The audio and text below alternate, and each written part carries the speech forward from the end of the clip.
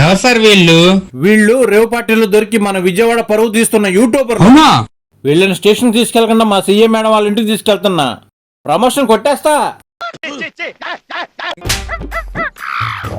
వీళ్ళే మేడం రేవు పార్టీలో దొరికింది. ఏరా, విజయవాడలో పుట్టి మన సాంప్రదాయాన్ని మట్టిలో కలిపి రేవు పార్టీలు చేసుకుంటారా? సిగ్గులేదురా? మేడం మేము అలాంటి వాళ్ళం కాదు మేడం.